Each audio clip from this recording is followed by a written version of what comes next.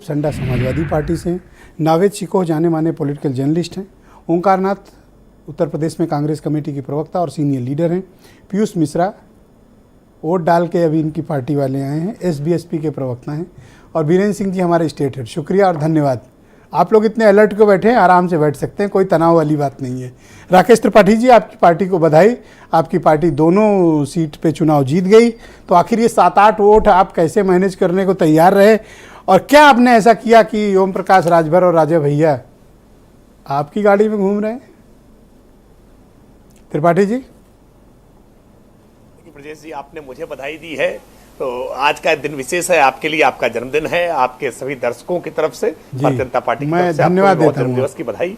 वास्तविकता में भारतीय जनता पार्टी की ये जो जीत भारतीय जनता पार्टी की है, ये भारतीय जनता पार्टी की जीत पहले दिन से तय थी। जिस समय ये नोटिफिकेशन आया है, नोटिफिकेशन के साथ साथ में ये तय था कि भारतीय जनता पार्टी अपने उम्मीदवार इन सीटों पर जिताएगी।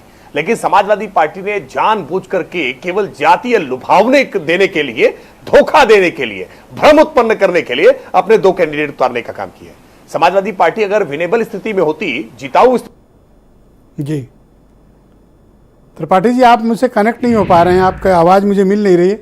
मैं वापस, त्रिपाठी जी आप सुन पा रहे हैं मुझे?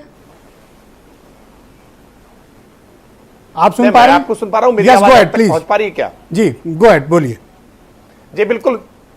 नहीं, मैं देखिए ब्रजेश जी, मैं इस बात को स्पष्ट तौर पर कह रहा हूं कि समाजवादी पार्टी ने अपने प्रत्याशी घोषित करके एक खिलवाड़ करने का प्रयास किया था, भावनाओं का दोहन करने का प्रयास किया था। जानबूझ करके उन्होंने दलित पिछड़े के नाम का कार्ड खेला था। वो जानते थे कि समाजवादी पार्टी को यह चुनाव हारना है, चुनाव हारना होगा, तो वो जानबूझ करके लुभावने कार्ड खेलेंगे। और चुनाव अगर जीतने की संभावना होती थोड़ी सी भी, तो समाजवादी पार्टी के, पर आप ये ऐसा क्यों चाहते हैं कि कोई मुकाबला ना हो, समीकरण क्या कोई चुनाव ना हो और आप ऐसे ही जीत जाएं, आपके खिलाफ प्रत्याशी न खड़ा हो? डेमोक्रेसी में अपोजिशन का काम क्या है? आपको चुनौती देना, वो दे रहे हैं। आप ये क्यों कहते हो कि उन्होंने भावनात्मक रूप से चुनाव लड़ा? अरे उनके पास एमएलए हैं, जितने हैं उतने लड़े आपसे।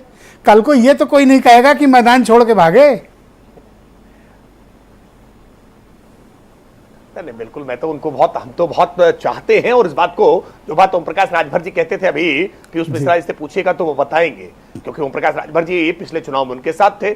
और उन्होंने स्पष्ट तौर पर जो बात कही, वो बात अखिलेश यादव जी को माननी पड़ेगी कि आप एसी कमरे से बाहर निकलिए, आप पार्ट टाइम पॉलिटिशियन से बाहर निकल करके फुल टाइम पॉलिटिशियन बनिए। ये क्या आश्चर्यजनक सवाल नहीं है कि उत्तर प्रदेश में जब आप कमजोर अवस्था में हैं, तो विपक्ष को एकजुट करने के प्रयास करने चाहिए थे। बसपा के विधायक ने वोट क्यों नहीं डाला?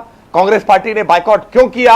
ये सवाल तो पूछे जाने चाहिए ना। विपक्ष ने अगर उम्मीदवार, मैं उनसे पूछूंगा, पहले तो आप मुझे बताइए कि आपने राजा भैया और राजभर को कैसे मैनेज किया?